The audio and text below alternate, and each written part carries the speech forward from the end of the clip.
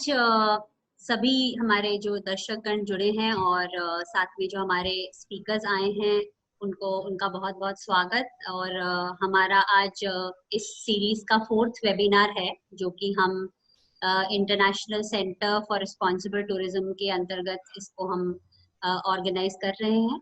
और मुझे उम्मीद है कि आज हमारे साथ कुछ पुराने और कुछ नए दर्शक भी जुड़े होंगे। तो इस जानकारी के लिए कि हमारी ये जो एक प्रयास है ये है कि हम कुछ जो रिस्पॉन्सिबल टूरिज्म से जुड़े हुए लोग जो हमारे यहाँ भारत में अभी काम कर रहे हैं उनको हम साथ में मिलाकर कुछ इस तरीके के डिस्कशंस करें जिससे सभी लोगों को जो है उससे फायदा भी हो और कुछ सीखने को भी मिले।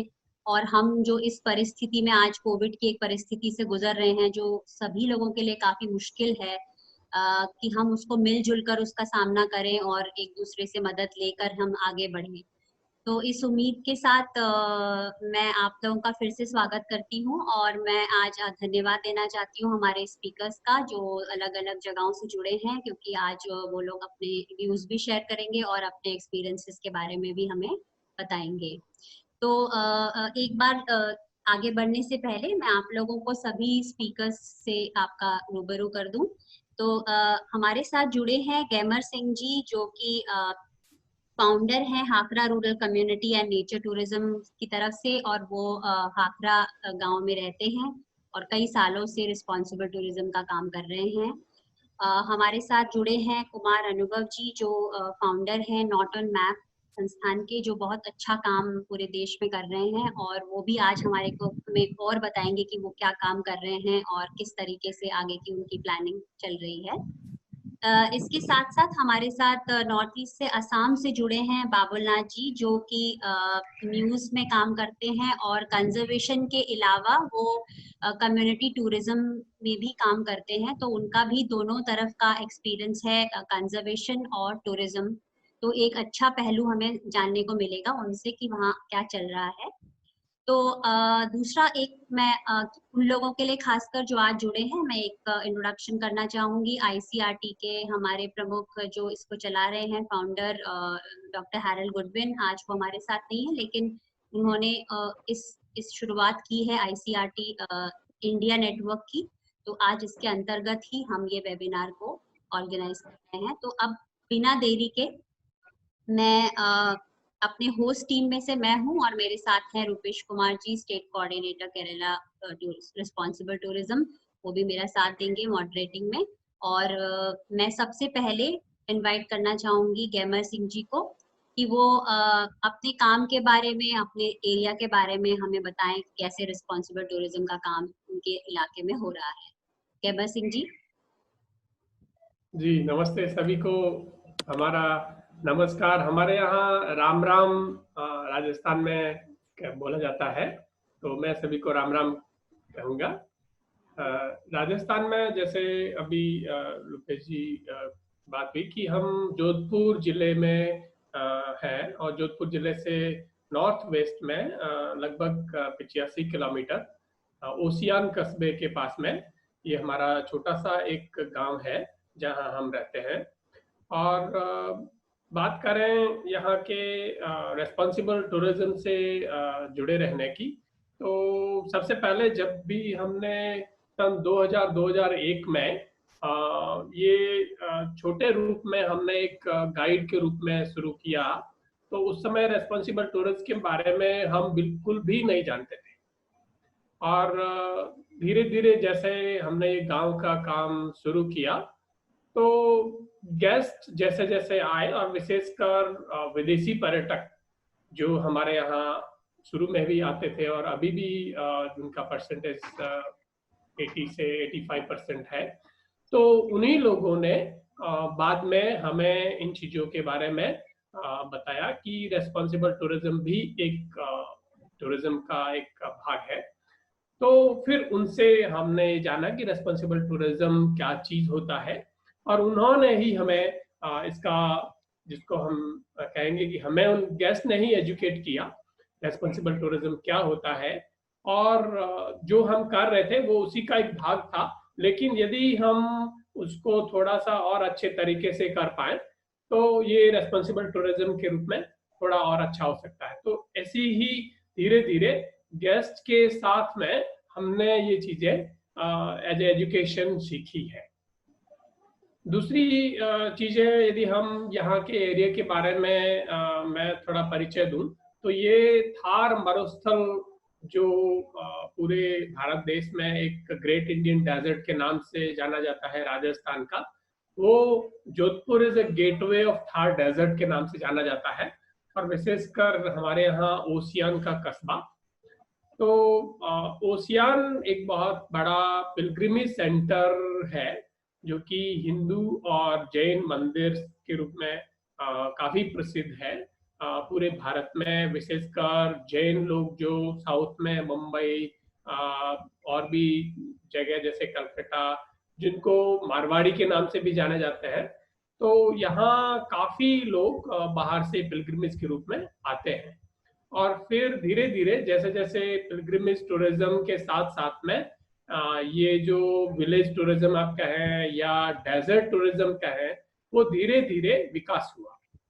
तो जैसे जैसे इसका विकास हुआ, लोगों ने घूमने की इच्छा जाहिर की, तो धीरे धीरे जो टूर प्रोवाइडर सप्लाई चेन भी धीरे धीरे उसकी डिमांड आई तो डेवलप हुआ। और सन 2000 से 5 तक की बात करें तो यहाँ पर बहुत ही लिमिटेड जो आप बोलेंगे कि सप्लायर्स या ऑर्गेनाइजर्स थे, और जिसके अंदर 2-3 काफी हाई मार्केट्स के थे और एक दो हम जो कि बहुत ही ग्राउंड लेवल पे काम करने वाले उस समय थे। तो हमने ये चीजें धीरे धीरे जो बड़े प्लेयर्स थे उनके जो टूर्स थे उनसे भी कुछ सीखा, और ज्यादातर जो पर्यटक हमारे यहाँ आए और विशेषकर जो विदेशी पर्यटक आए, उन लोगों का जो इंटरेस्ट था हमारे यहाँ के गांव के बारे में, नेचर के बारे में, रिलीजन कल्चर के बारे में, उनसे हमने बहुत सारी चीजें सीखी। मैं सीखने की बात इसलिए कह रहा हूँ क्योंकि कोई भी ऐसा इंस्टीट्यूट या एजुकेशन इंस्टीट्यूट में हमने कोई ट्रेनिंग नहीं ली, तो उनसे बहुत सारी चीजें ही हमने सीखी। इसलिए बार बार मैं बोल रहा हूँ कि जो पर्यटक आया, हर तीसरा पर्यटक अपने आप में एक बहुत बड़ा एजुकेटर रहा हमारे लिए। फिर धीरे धीरे समय ऐसा आया कि टूर भी बढ़ गए और पर्यटक भी बढ़े, तो हमारा जो कहेंगे यहाँ का एरिया, वो भी धीरे धीरे टूरिज्म से जाना गया। लोगों ने ओशियन के बारे में सुना, ज्यादा पर्यटक इंडिया से बाहर से आने लगे, तो ओशियन का टूरिज्म धीरे धीरे डेवलप हुआ। और जैसे जैसे टूरिज्म डेवलप हुआ, थोड़े कंपटीशन भी बढ़े। तो हमारा जो उद्देश्य था विशेषकर कि हम इस टूरिज्म को दूसरे जो लोग हैं उनसे थोड़ा सा अलग ही रखना चाहेंगे, और इसी कड़ी में हमने विलेज वेज से संपर्क किया।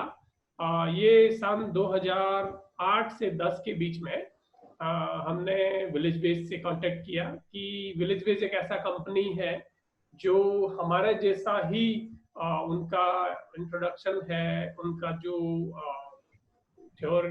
ईथोस बताएंगे अंग्रेजी में, हिंदी में मैं कहूँगा कि उनका जो नीति है वो हमारे जैसी ही है। हम एक जैसा ही सोच के टूरिज्म को डेवलप करना चाह रहे हैं। तो उनसे संपर्क किया और वहाँ से बहुत अच्छा हमें रेस्पॉन्स मिला, जो कि मिस्टर कीथ विर्गो सबसे पहले हमारे यहाँ आए, जितना मेरे को याद है 2010 में, और हमने उनसे बात किया। फिर उनसे काफ़ी चीज़ें सीखने को मिली, और फिर मीटिंग्स भी हुई, और 2 और जगह राजस्थान के अलावा भी उत्तराखंड में, कर्नाटक में, और उनसे मीटिंग्स में भी सभी लोग बैठे, तो हमने काफ़ी चीज़ें सीखी। और मैं एक तरह से काफ़ी भाग्यशाली हूँ कि विलेज वेज जैसी कंपनी से हमें जुड़ने का मौका मिला।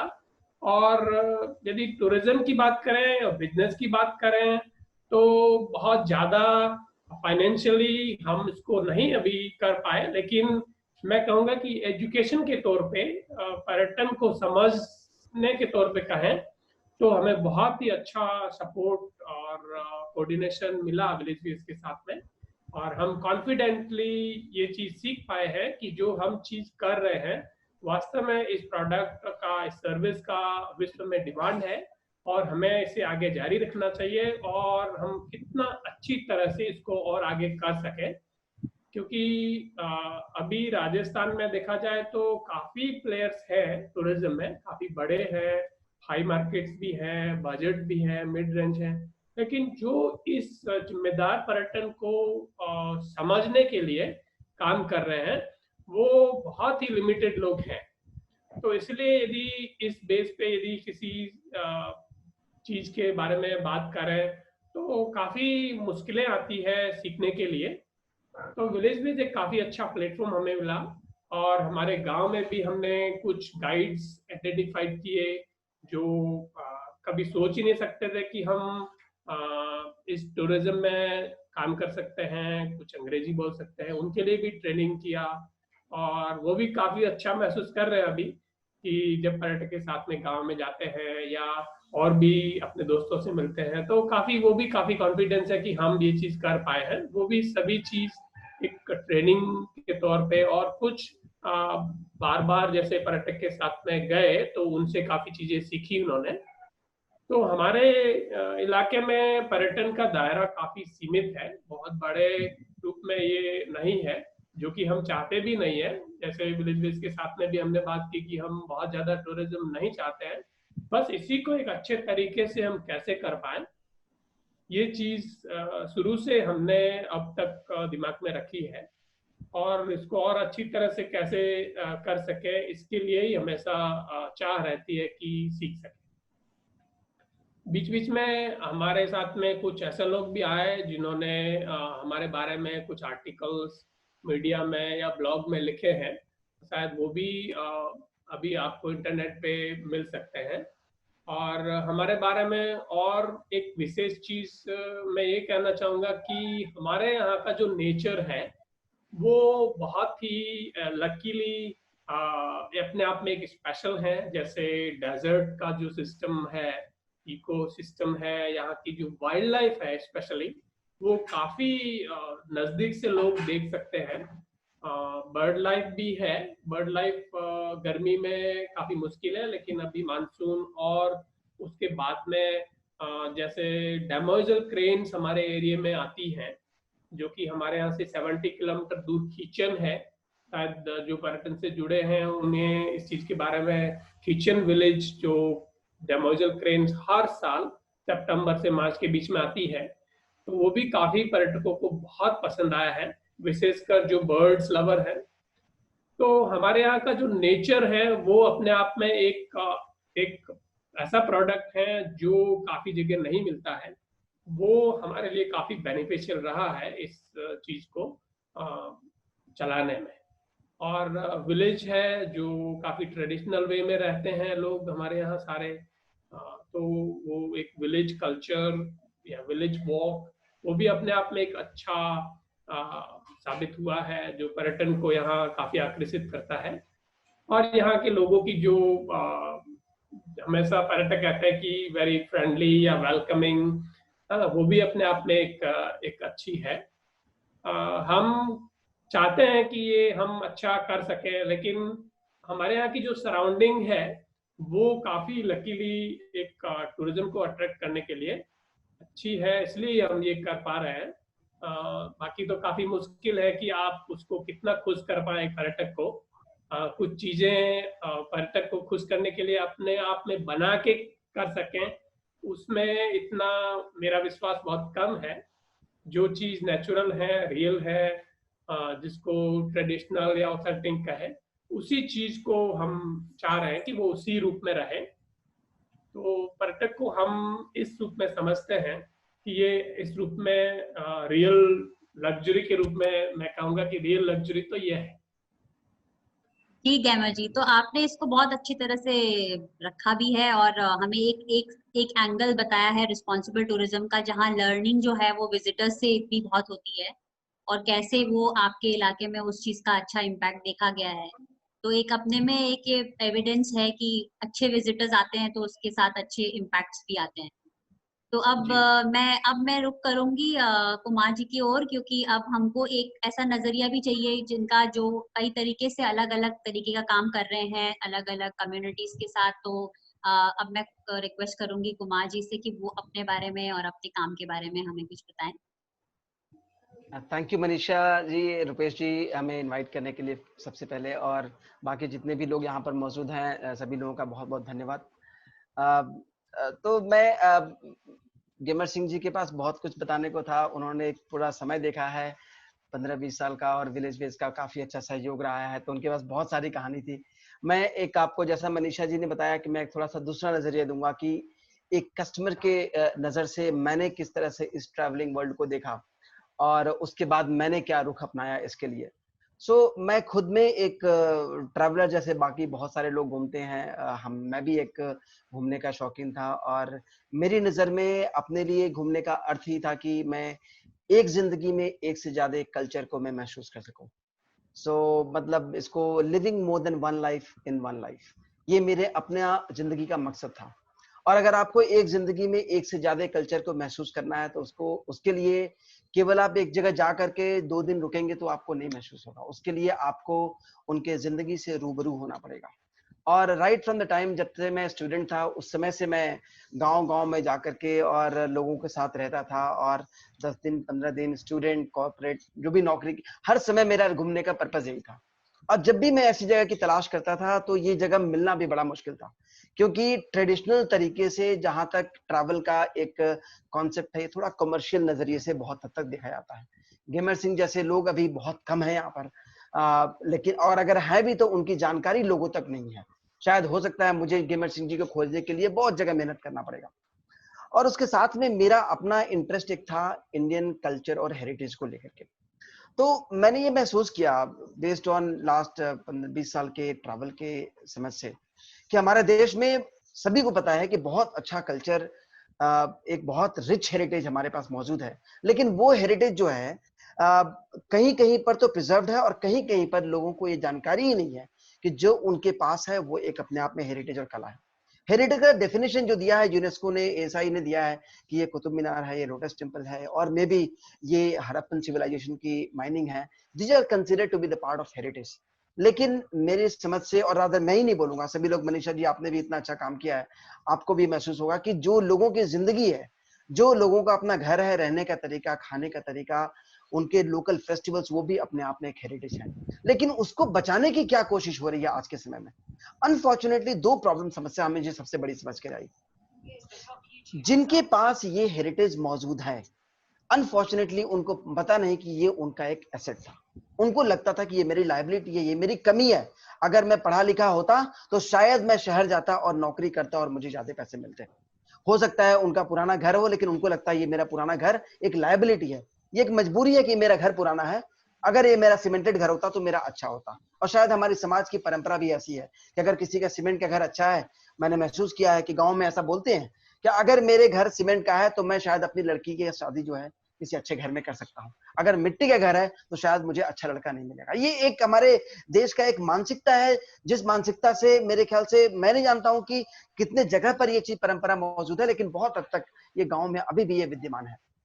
इस चीज को ध्यान में रखते हुए मैंने सोचा कि जिसका जो एसेट है क्यों नहीं उसको एम्पावर किया जाए। तो मैंने जब शुरुआत की तो उसके लिए मैंने क्या किया कि कुछ लोग अपने गांवों को छोड़ करके जो शहर की तरफ रुक कर गए थे, और जिन्होंने नौकरी की तलाश में, जो कि अनस्किल्ड लेबर थे, जिनको मैं बोलूंगा, जो स्किल्ड लेबर थे उनको जरूरी है गांव में से शहर में जाएं, वहां नौकरी मिलेगी, लेकिन जो लोग ऐसे जा चुके थे उनको बुलाया, और गांव में बुलाने के बाद उनका जो मौजूदा घर था उस घर को हमने क्या किया, थोड़ा ठीक लोकल सामान को, घास फूस को लेकर के, लोकल फूल पत्ती को लेकर के उसको थोड़ा ठीक किया। क्योंकि मैं खुद से ट्रैवल कर चुका था, मुझे मालूम था कि वहां पर रहने के लिए किस चीज की जरूरत है। तो मैंने उनके घरों को ठीक करने के लिए, उसके लिए पहले वहां छोटा सा सेल्फ हेल्प ग्रुप बना करके वहां पर गांव के हर तबके से, बच्चे से लेकर के स्कूल के टीचर, लेडीज, सभी को मिला करके ग्रुप जैसा बनाया। उसके बाद उनको अच्छे तरीके से ट्रेनिंग दी। ये वैसे बहुत आसान काम नहीं था, काफी मेहनत लगा इसको। शुरुआती दौर में ये पहला जो हमने एक काइंड ऑफ एक मॉडल विलेज में बोलूंगा, उसको हमने बनाने की कोशिश की। और जब ये विलेज हमारा उसको बना, उसके बाद चूंकि मैं पहले भी नौकरी कर चुका था और बहुत जगह पर मुझे पता था कि अगर विलेज बन जाता है, लेकिन केवल बनना सफिशिएंट नहीं है, उसको आगे कस्टमर तक या जो भी लोग उसको अप्रिशिएट कर सकते हैं उन तक जाना भी जरूरी है। उसका भी तरीका कुछ ना कुछ होना चाहिए। तो मैंने केवल उनको ट्रेनिंग दी, उनकी जगह को ठीक किया, मैंने साथ साथ में उनकी आवाज को दूर तक भी पहुंचाने की कोशिश की। और किस तरह से पहुंचा सकते हैं, क्योंकि बाहर में जब मैंने नौकरी किया था तो मैं दूसरों के लिए करता था, मैंने कहा क्यों नहीं अपने लिए भी किया जाए, अपने इन गांव वालों के लिए किया जाए। और उन गांव वालों के लिए मैंने इस तरह से उनके लिए मैंने आगे जो भी उसके लिए चीजें थी लोगों तक पहुंचाया। और यहाँ तक कि सबसे इंपॉर्टेंट चीज, कई ऐसे लोग थे जिनसे बात करके लगा कि वो बोल तो रहे हैं कि मैं आना चाहता हूँ, लेकिन ऐसा लगा कि वो आएंगे तो वो खुश नहीं होंगे, तो उनको मना भी करना पड़ा। क्योंकि जो जगह गेमर सिंह जी या बाबुल जी जो आपके पास है, जरूरी नहीं है हर आदमी को वो अच्छा लगे, क्योंकि हर आदमी अलग अलग मानसिकता से आता है। तो इस माइंडसेट को रखते हुए जब मैंने कनेक्ट किया, जो पहला मॉडल विलेज हमने बनाया था, जितना भी पैसा, बहुत पैसा वहां जो भी खर्च हुआ, लोकल लोगों का, हमारा अपना, 3 महीने के अंदर में जितना भी पैसा लगा था सारा निकल गया। और जो लोग बाहर गए थे जिनको हमने वापस बुलाया, 3 सप्ताह के अंदर में उनके लगभग 6 महीने का तनख्वाह जो था वहां से निकल गया। और ये एक पहला मॉडल विलेज हमारा हिमाचल में कहीं पर हमने बनाया था। और उसके बाद वहां पर उस विलेज को देखने के लिए वहां के डिस्ट्रिक्ट एडमिनिस्ट्रेशन और वहां स्टेट के भी लोग आए, और उस तर्ज पर धीरे धीरे हमने आगे वहां को डेवलपमेंट के लिए शुरू किया। और हमारा ऑब्जेक्टिव था कि कोई भी विलेज में अगर ट्रैवलर आता है, वो केवल एक्सपीरियंस और ट्रैवल करने के लिए ना आए, बल्कि उस जगह के ओवरऑल डेवलपमेंट करने के लिए आए। उसके लिए वहां पर जो लोग शिक्षक, अगर मान लीजिए मैं अगर टीचर हूँ, मैं जाऊं तो लोगों को उस चीज भी सिखाऊं। कोई अगर माउंटेन क्लाइंबर अगर है तो वो आकर के 2-4 चीजें उनसे सिखाए और सीखे भी। कई ऐसे लोग होते हैं, बच्चे आते हैं जो कॉलेज में और हो सकता है शहरों में पढ़ाई करते हो, वो पब्लिक स्कूल में पढ़ते हैं, वो गांव के बच्चों के साथ रूबरू हैं। लेकिन मैंने ये चीज ओपन नहीं छोड़ा, पूरा सिस्टम बनाया जिसके तहत ये एक्टिविटी हो और उसको मॉनिटर किया जाए कि ये हो रहा है कि नहीं हो रहा है। और अगर नहीं हो रहा है तो उस पर हमने मेहनत की कि ये क्यों नहीं हो रहा है और किस तरह से ये जो ट्रैवलर आते हैं उनके डेवलपमेंट में पार्टिसिपेट करें। और जो लोग, बहुत लोग बाहर से आते हैं वो तो कम समय के लिए आ पाते हैं, जो लोग इंडिया से आते हैं, बहुत सारे लोग ऐसे आते हैं जिनका माइंडसेट भी है कि मैं आकर के ऐसे वहां पर जाके लोगों के लिए भी कुछ करूं।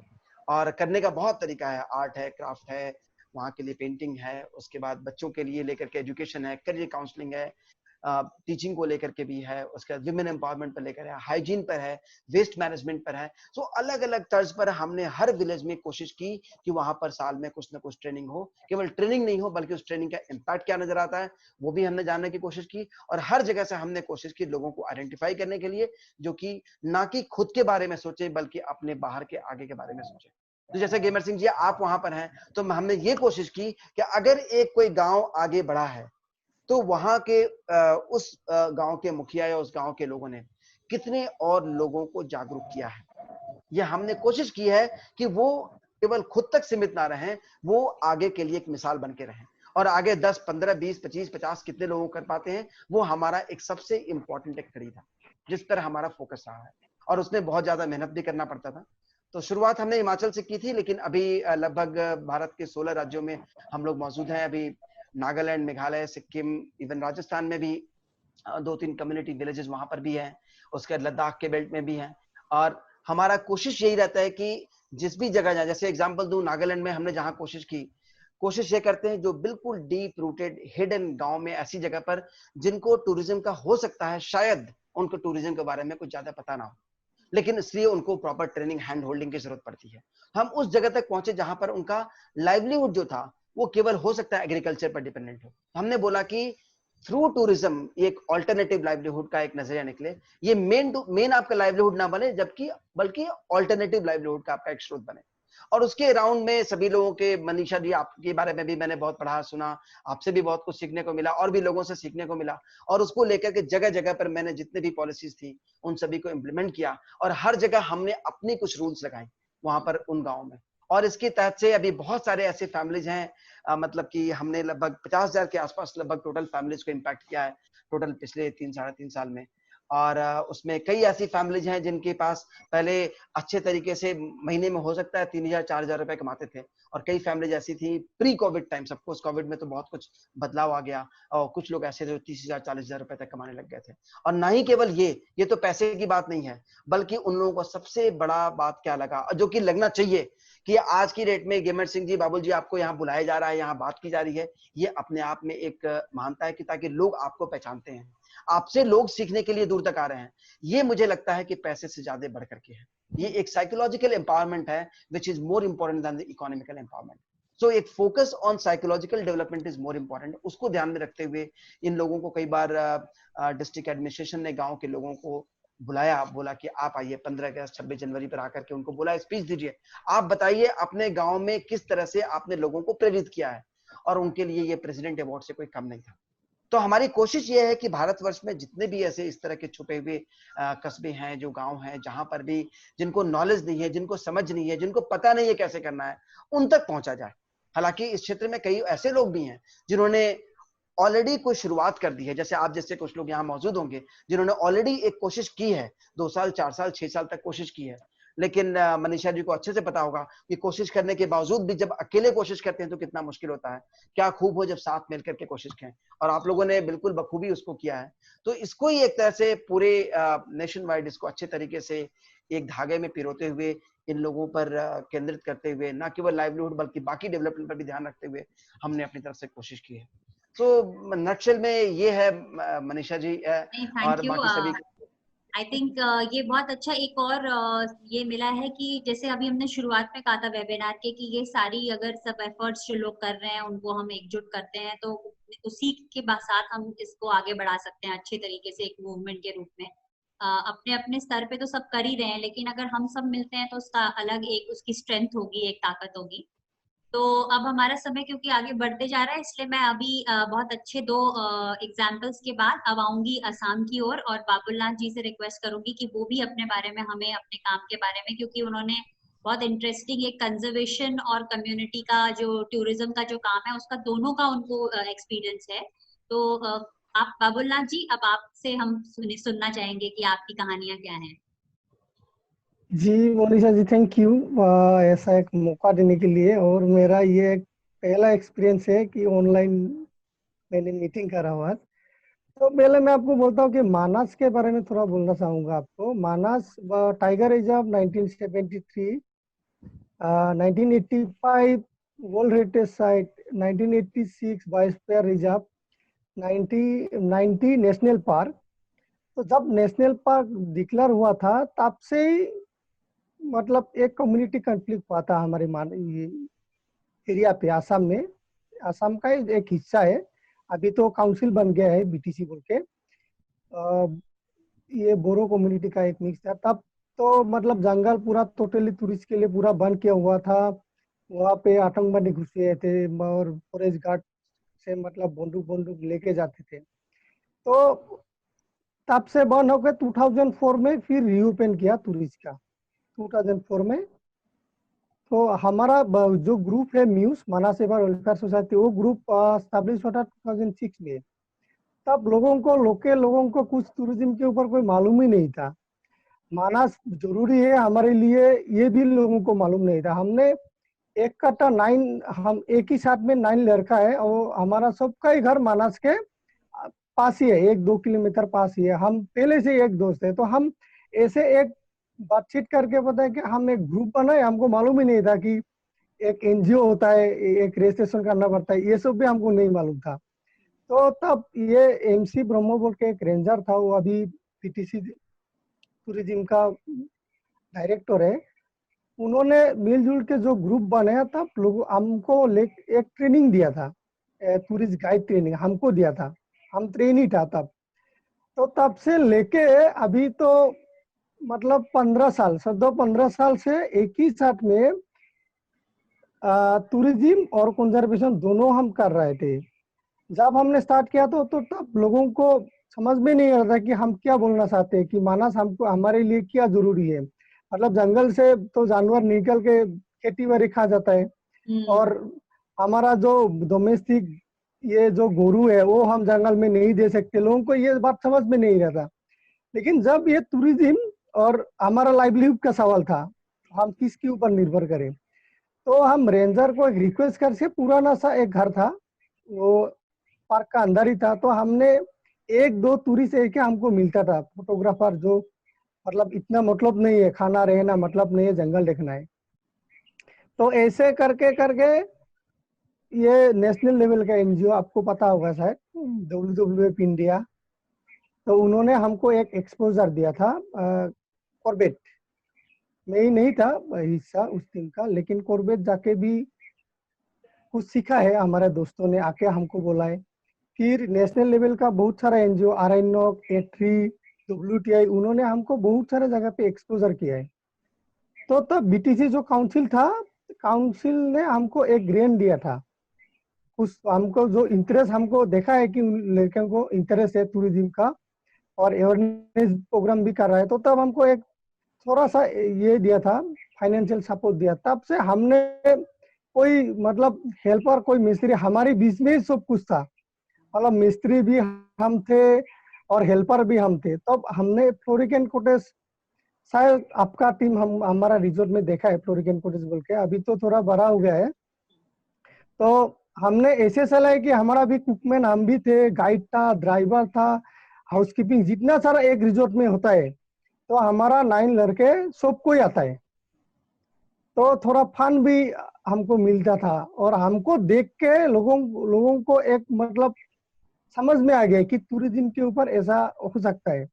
और तब एक भी गाड़ी नहीं था जिप्सी, जैसे सफारी होता है ना, तो एक भी जिप्सी मानस में नहीं था। काजीरंगा से लाके ये मानस लाते थे। तो किसी एक ने, मेरा दोस्त ने जिप्सी ले लिया।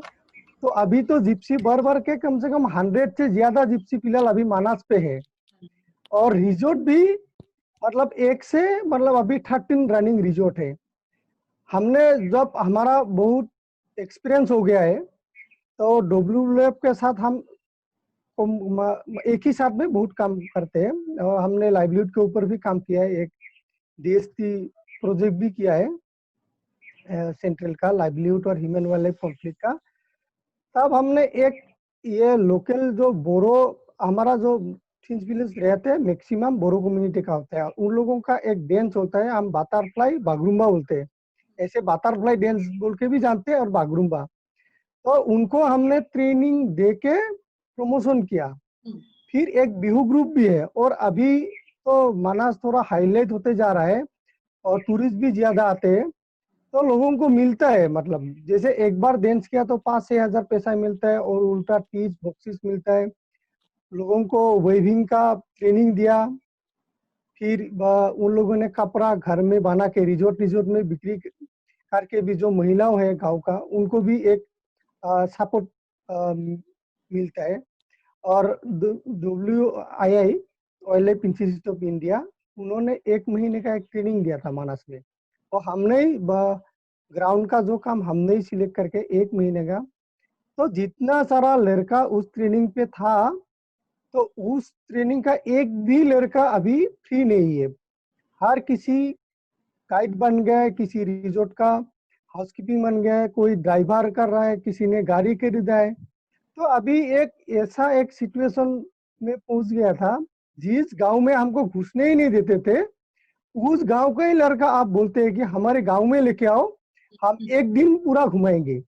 एक हमने ट्रेल भी, ये लास्ट ईयर मतलब जो रनिंग सीजन था, एक ट्रेल किया था कि टूरिस्ट जनरली मानस में तो वाइल्ड लाइफ बर्डिंग के लिए बहुत फेमस है, आपको मालूम होगा।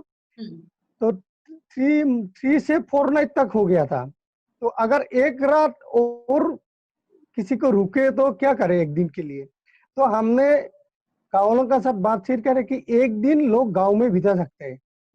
जैसे गांव में एक लंच प्रिपेयर किया किसी का घर में, वेविंग कैसे होता है, हाल कैसे चलाता है, और शाम को उसी गांव में ट्रेडिशनल डांस भी देखते हैं लोग। ट्रेडिशनल जैसे फूड होता है बोरो का, स्पेशली बोरो कम्युनिटी का एक फूड होता है, वही खाने के लिए जाता है। तो अच्छा खासा एक सिचुएशन तो था। बहुत मेहनत के बाद 15 साल के बाद, और लोगों को हमको बहुत सपोर्ट भी मिला है। नेशनल लेवल का जितना सारा एनजीओ है, बाहर से आके हमारा साथ मिलता है। और उसी दौरान हमको बहुत एक्सपोजर, मैंने राजस्थान भी एक बार गया था, उदयपुर में एक मेरा प्रोजेक्ट का प्रेजेंटेशन था। Uttarakhand, Rajaji national park, Corbett, मतलब इस लाइन पे हूँ तो इसलिए घूमने के लिए हमको बहुत मौका मिला है।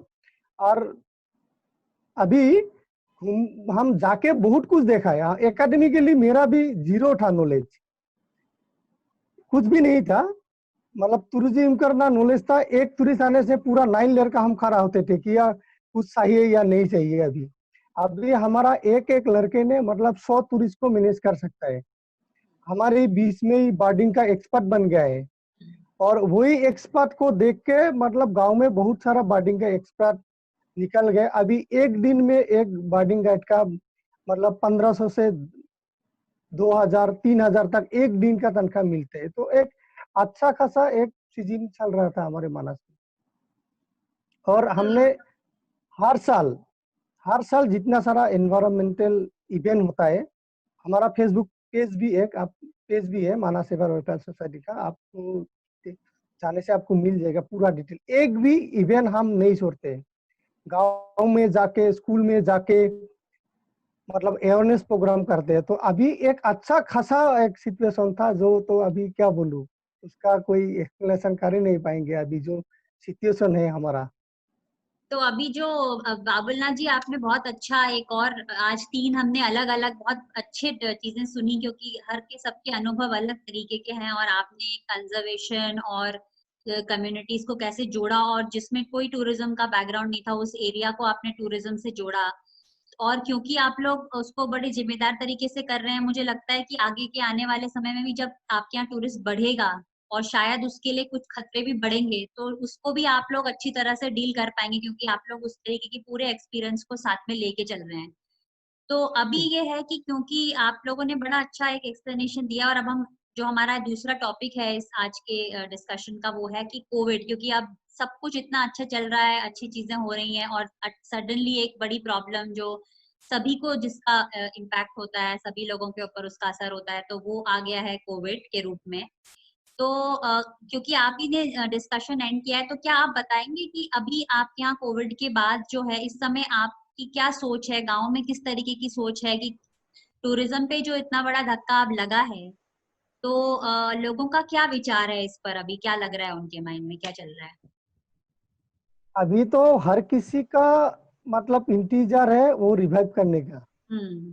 तो अभी एक और बात बोलूं, हमारे एरिया तो बहुत इकोनॉमिकली वीक एरिया है, और एजुकेशन भी इतना स्ट्रॉन्ग नहीं है। तो लोग बहुत बाहर गए थे, जैसे केरला, बेंगलोर, गुजरात। वो भी वहां से भी लोग गांव में मतलब पूरा हम्म। फिलअप हो गया। जिसका एक बंदा टूरिज्म के में काम में इन्वॉल्व था, उसका ये भाई या ब्रदर जो भी है मतलब 2-3 बार गए।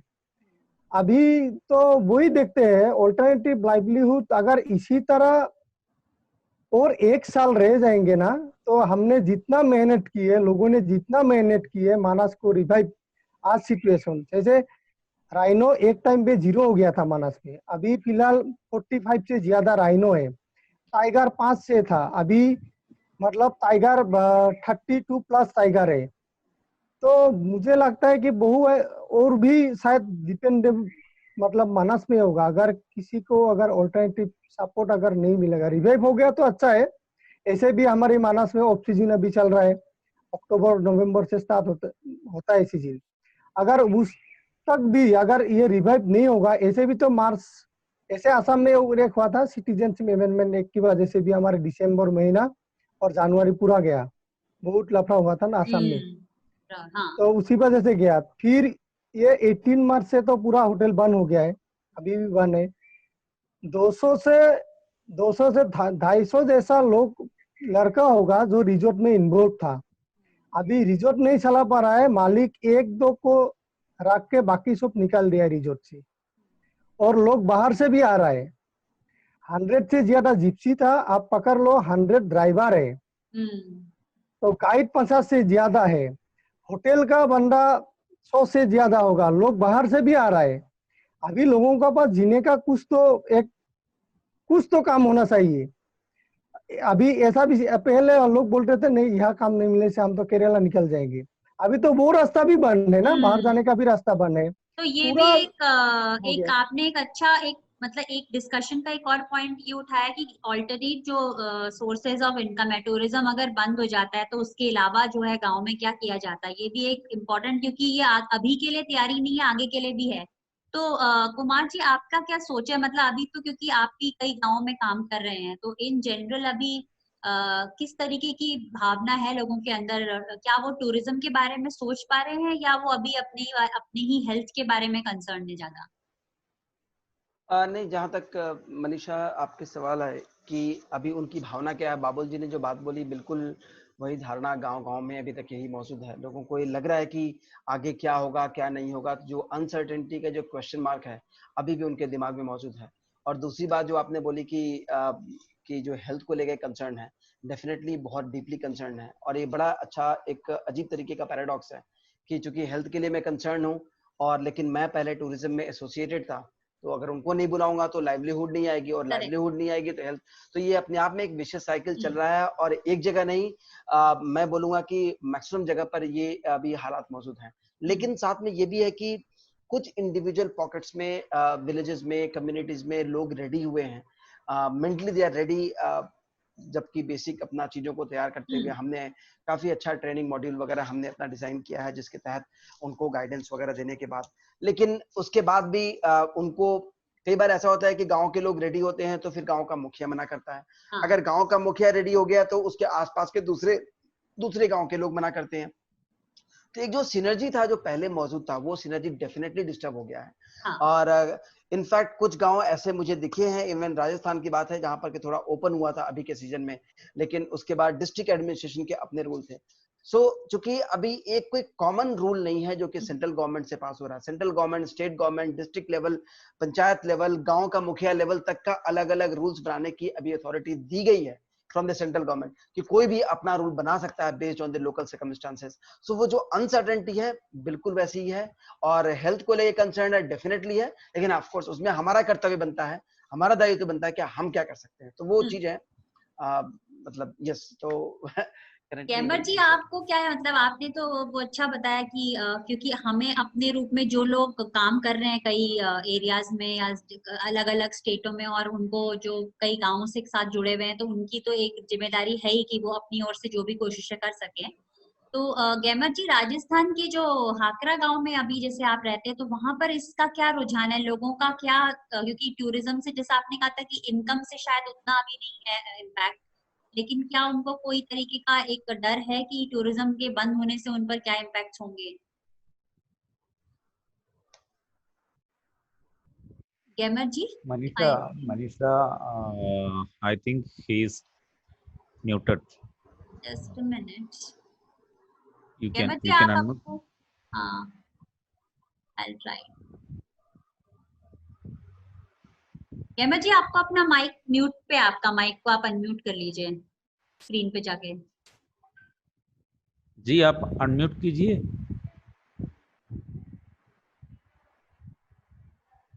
शायद उनसे गलती से वो दब गया है। I am also trying to या even I am trying, unmute. Nothing happened.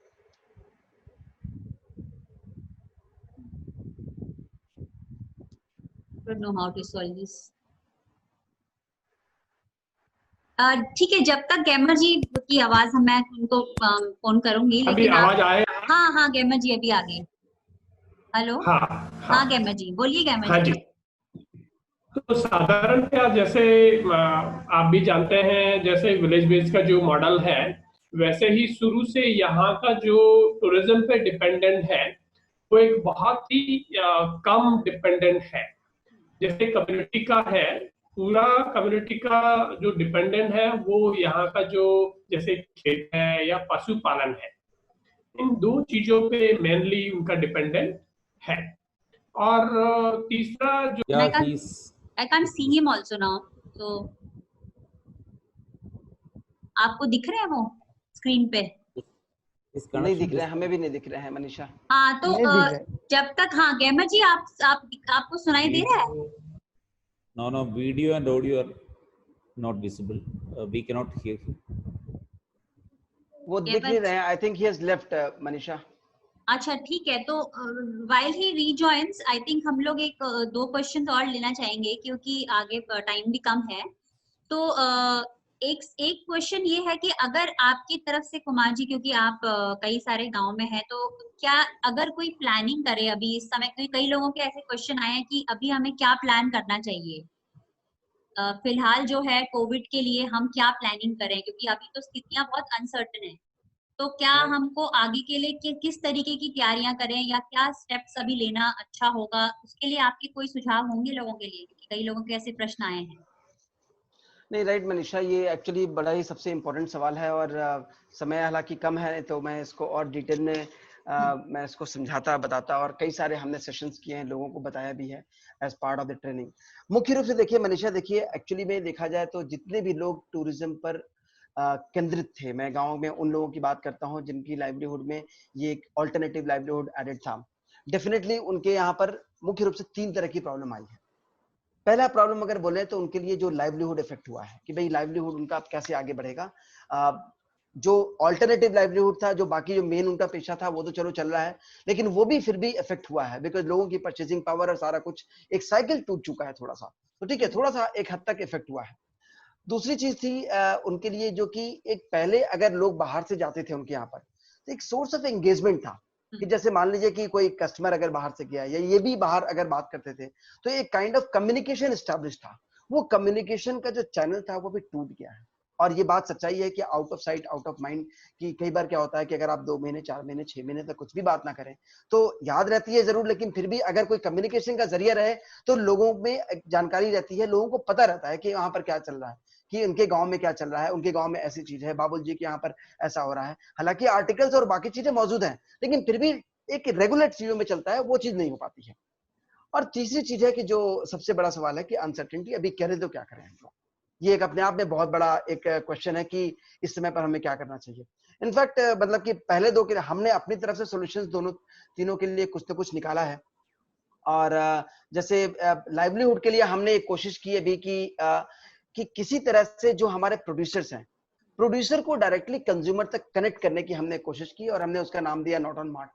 उसके जरिए हमने बोला कि जो भी गांव में जो भी कम्युनिटीज है, जो भी विलेजेस हैं, वो लोग के उन फार्मर्स का जो भी डिटेल है, कॉन्टैक्ट डिटेल बेसिकली, वो लोगों तक, जो कंज्यूमर है उन लोगों तक अगर पहुंच जाए, तो instead of buying from shopping mall वगैरह से, क्या आप खरीदना चाहेंगे? अगर मान लो कोई हनी है जो कि बहुत अच्छा नागालैंड में मिलता है, या कोई रेड राइस है जो कि मान लीजिए उत्तराखंड, शिलोंग और चंबा में भी मिलता है, तो क्या आप चाहेंगे उनसे लेने के लिए?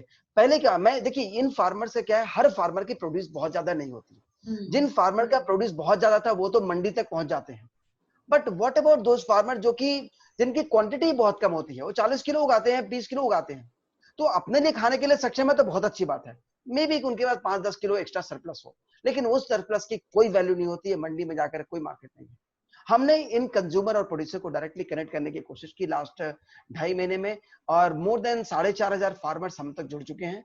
और वो farmers basically through consumer they are connecting. उसके लिए ऑफ कोर्स एक चैनल बनाना था, उसमें हमारा ऑब्जेक्टिव केवल है उन लोगों को कनेक्ट करना, लेकिन ये आसान काम नहीं है, इट इज वेरी डिफिकल्ट, क्योंकि एक एक फार्मर को, टीम को, लोगों से बात करना, उनकी डिटेल्स को लेना। तो एक ही हमारी कोशिश थी कि चलो आप कम से कम आपकी आवाज वहां तक पहुंचे। दूसरी चीज, एक चीज जो मैं एंगेजमेंट की मैंने बात की मनीषा, कि उसके लिए हमने एक कोशिश की कि जो रूरल पॉकेट्स में there lot of oral traditions which is still alive, but वो ओरल ट्रेडिशन जो है अब खत्म हो रहा है, और अभी डिजिटल टाइम आ चुका है। So क्यों नहीं we try to digitize these oral tradition in the form of audio or video formats, तो गांव से हमने इनकी फाइल्स, ऑडियो फाइल्स वगैरह लोगों से बात करके, उनसे कलेक्ट करके और लोगों तक पहुंचाने की, और इसको पूरी तरह से ओपन सोर्स रखा हमने। और इस तरह से we started collecting oral stories and documents, a lot of things। और उससे क्या था कि जो एंगेजमेंट वाला जो प्रॉब्लम था, वो प्रॉब्लम थोड़ा हद तक खत्म होगा, क्योंकि जो लोग पहले बात नहीं कर पाते थे अब वो बात कर सकते हैं। तो मैंने ये बताया था कि देखिए असली तरीके से इस समय पर लोगों को 5 चीजें करनी चाहिए। पहली, एस्टैब्लिश ट्रस्ट। जितने भी लोगों का अपना अपना अगर होम स्टे है या कुछ भी काम कर रहे हैं, trust with the customer, trust with your stakeholder, trust with let's say village village, जिससे भी बात करते हैं उन लोगों के साथ ट्रस्ट करनी है। आप कम्युनिकेट ना करें, ओवर कम्युनिकेट करें। मेरा सजेशन था, आप प्लीज, अभी आप तो खुद भी जो भी परेशान होंगे, लेकिन बात जरूर करिए।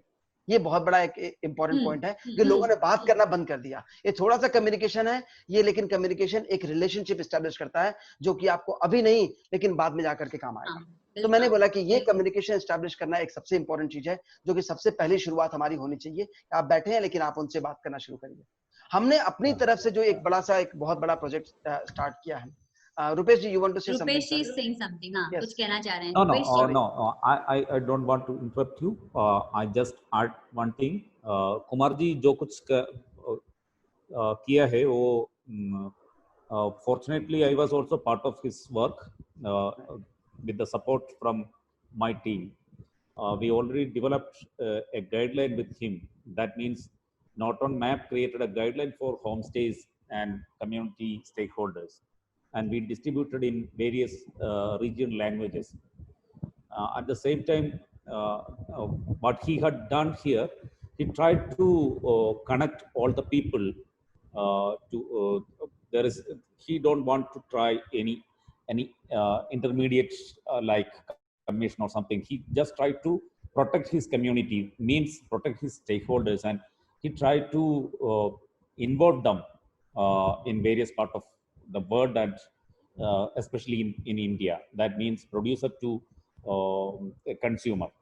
The similar experience, we had the similar experience with him, because he always supported my team also. That means Kerala Responsible Tourism Mission units also. And I have some, there is a question from Chirag Munchani. He is our good friend. Manisha, before concluding this session, Yeah, go through. I've already taken a note of his question.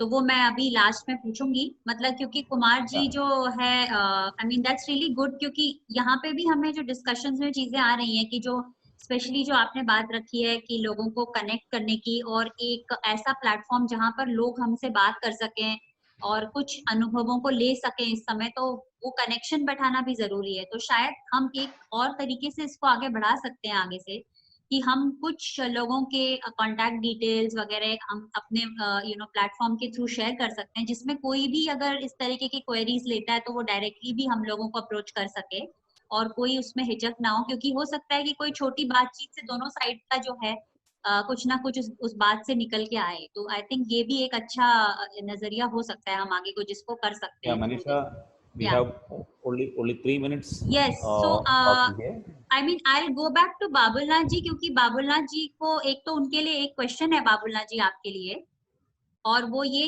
उन्होंने रखा है कि जो आपके यहाँ जो कई तरीके की, जैसे आपने बताया था कि स्टाफ हैं, गाइड्स हैं, ड्राइवर्स हैं, जो कई लोग अभी टूरिज्म के ना होने के वजह से जो है उन पर बहुत बुरा इम्पैक्ट आया है कि उनके पास कोई भी अब जरिया नहीं है कमाने का, लाइवलीहुड का.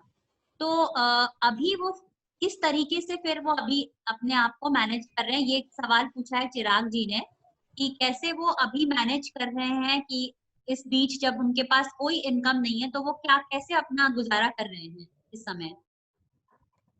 जी मनीषा जी, अभी वो लोग हमारा जो मानस के फ्रिंज विलेजर है जो इन्वॉल्व था टूरिज्म में, हर घर में लाइफ स्टॉक का कुछ ना कुछ होता है. जैसे गाय हो, पिगरी हो, गोटारी हो. तो मैंने जितना पता किया है तो शायद उसी को जिसका पास एक गाय था वो कोशिश करे कि और एक गाय ले ले, जिसका पास 2 बकरी था फिर और 2 बकरी ले लेंगे, और जो पिगरी था, पिगलेट, और पिग थोड़ा बढ़ाने की कोशिश करे. किसी के पास जो ये पोल्ट्री फार्म बनाने की कोशिश कर रहा है जूट होके, मतलब 5 जन 6 जन, जिसको महीने में अगर 1500-2000 भी मिल जाए तो भी मतलब ठीक होता है. और खेती बाड़ी उनका पास, हर किसी का पास मतलब 1 बीघा 2 बीघा जैसा खेती होता है, खेती बाड़ी कर रहे हैं. लेकिन उनसे तो ये आसान है. टूरिज्म में जैसे मैंने आज गाइड करने के लिए गया तो आज ही मुझे 2000 मिल गया, एक जिप्सी गया तो मुझे 2000 मिल गया.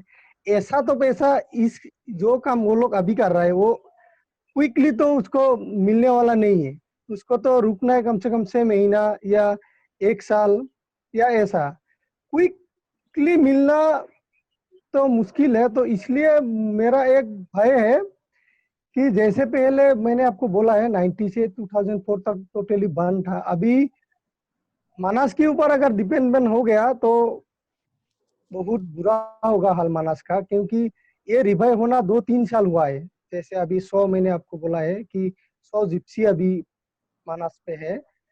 तो बहुत लोग मोटिवेटेड होके निकल के आए कि हम ऐसा काम नहीं करेंगे. तो मजबूरन ऐसा ना हो कि वो लोग वहाँ पे डिपेंड करना शुरू करें। अभी तो फिलहाल ठीक ठाक है, हमारा जितना सारा टीम है WWF आर्यनॉक F3 वो लोग भी गांव गांव जाके प्रोग्राम कर रहे हैं, हम भी कर रहे हैं, अभी वही हाल है। ठीक है, तो ये आपने मतलब उसका जो है अभी फिलहाल आप कह रहे हैं कि कम आय में भी, कम इनकम में भी लोग अपना गुजारा करने की कोशिश कर रहे हैं और उनके लिए खेती और अपने जानवरों की देखभाल करने से जो भी उनको आय मिल रही है उसी से फिलहाल वो अपना काम चला रहे हैं। तो इसको हम अभी ये, क्योंकि ये सारे डिस्कशंस की एक शुरुआत है, मुझे लगता है हमें बहुत समय भी चाहिए इसमें, लेकिन एक क्वेश्चन, बस लास्ट क्वेश्चन में, अगर गैमर जी हमारे साथ जुड़ गए हों तो उनके लिए एक सवाल है। गैमर जी, आपको सुनाई दे रहा है? एक ही प्रॉब्लम आ रही है कि आपका म्यूट में आ रहा है कैमरा, वो अभी भी माइक। जी आप हाँ, आपकी आवाज सुन रहा हूँ मैं। हाँ गैमर जी, तो आपके लिए एक लास्ट सवाल ये है कि उन्होंने एक तो ये पूछा है कि क्या आपके गांव में जो है विमेन पार्टिसिपेशन है टूरिज्म रिलेटेड एक्टिविटीज में, और दूसरा सवाल थोड़ा अलग है, वो ये है कि आप वहाँ पे इलेक्ट्रिसिटी पावर कट्स जो फ्रीक्वेंट होते हैं उसके साथ आप कैसे डील करते हैं। तो दोनों अलग अलग सवाल हैं, पर दोनों एक ही श्रोता ने पूछे हैं, अरमान जी ने। तो अगर जल्दी से आप इसका जवाब दे दें, क्योंकि अब हमें इसका कंक्लूजन करना है फिर वेबिनार का। जहां तक मेरे को सवाल समझ में आया कि उन्होंने पूछा है कि कम्युनिटी का इन्वॉल्वमेंट क्या है। विमेन मतलब मतलब महिलाओं का इन्वॉल्वमेंट। जी, महिलाओं का इन्वॉल्वमेंट हमारा मेनली जो किचन है, क्योंकि राजस्थान में शायद यहाँ काफी फैमिलीज का रहता है, तो वुमेन्स को बाहर जैसे दूसरे जो लोग काम करते हैं वैसा काम करने के लिए काफी लोग नहीं देते हैं, लेकिन स्पेशली वुमेन के साथ में जैसे किचन में काम करने के लिए लोग उनको पसंद दे रहे हैं। और हमारे आसपास जो महिलाएं हैं कुछ जो मेरी वाइफ के साथ में, वो किचन में काम करने के लिए एज ए पार्टिसिपेंट टूरिज्म में वो लोग कर रहे हैं। अभी इसके अलावा जैसे हमारे यहाँ जैसे काम में, जैसे खेती में कहीं किसी के खेत में काम करना हो तो महिलाएं आती हैं, वो महिला ग्रुप के साथ में काम करती हैं। तो उसी तर्ज पे हम अभी किचन में खाना बनाने के लिए और भी कोई किचन के काम के लिए वो महिलाएं काम कर रही हैं। दूसरा क्वेश्चन मेरे को अभी तक सुनाई नहीं दिया है। दूसरा क्वेश्चन जो था वो बिजली से रिलेटेड है, मतलब अगर बिजली की पावर कट वगैरह होते हैं वहां पर तो किस तरीके से आप उसको डील करते हैं, ये पूछ रहे हैं। बिजली की कटौती जो होती है वहां पे ज्यादातर, उसके बारे में पूछ रहे हैं। जनरली यहाँ पर वैसे शुरुआत में जैसे हमने शुरू किया था तो बिजली बिल्कुल थी नहीं, तो वो चैलेंज हमारे यहाँ नहीं था। तो हमारे यहाँ जैसे पहले हमारे पास छोटा सोलर, और अभी जैसे आप जानते हैं कि विलेज ने हमें सोलर टॉर्च प्रोवाइड की है, और वो हमारे जो हट्स है उसके अंदर इवनिंग में हम डे में उसको चार्ज करके और उनको गैस प्रोवाइड करते हैं। तो हमारे यहाँ वैसे जनरली जो टूरिज्म सीजन रहता है वो अक्टूबर टू मार्च रहता है, और जनरली अक्टूबर टू मार्च के सीजन में फैंस या दूसरे कूलर वगैरह की जरूरत नहीं रहती है। यहाँ पर मौसम काफी ठंडा रहता है, तो इलेक्ट्रिसिटी की वैसे इतनी ज्यादा डिमांड नहीं है। और जो लोग हमारे यहाँ आते हैं वो चैलेंज करने वाले लोग आते हैं, तो वो डिमांडिंग नहीं होते हैं। तो शाम के समय जो लाइट चाहिए, सोलर टॉर्च हम उनको देते हैं और वो सोलर टॉर्च से अपना काम हट्स में चलाते हैं। जनरली जो भी टूरिस्ट आते हैं वो काफी प्रिपेयर्ड होकर के आते हैं और अपने साथ में जैसे हेड टॉर्च है या ऐसी चीजें लेके आते हैं। भी हमको एज ए स्टैंड बाई में वो टॉर्च देते हैं, तो वो लोग टॉर्च काम में लेते हैं। हमारा प्लान है, और जैसे हमने और भी बात किया है कि हम हट्स के लिए अलग से हट्स बाथरूम के लिए रूफ सोलर लगाने के लिए सोच रहे हैं, और इसके बारे में भी हम आगे विलेज के साथ में भी बात कर रहे हैं, तो उसका भी कुछ सोचा जाएगा। ठीक है गैमर जी, तो ये आपके दोनों, अब हम लोगों के पास क्योंकि समय समाप्त होके 5 मिनट ऊपर हो गए हैं, तो लेकिन मतलब ओवरऑल ये बहुत अच्छा सेशन रहा, एक शुरुआत है। और मुझे लगता है कि एक तरीके से हम इसको कंक्लूड कर सकते हैं ये कहकर कि सबसे पहला इम्पोर्टेंट स्टेप कोविड से डील करने के लिए जो अब हमें दिख रहा है वो है कि हम संपर्क बनाएं लोगों से और उनके अनुभव लें, और एक दूसरे तक पहुंचने में कोई हिचकिचाहट ना हो तो लोग आपस में बात करें, तो शायद कुछ हमें कई तरीके के सुझाव हमें मिलेंगे।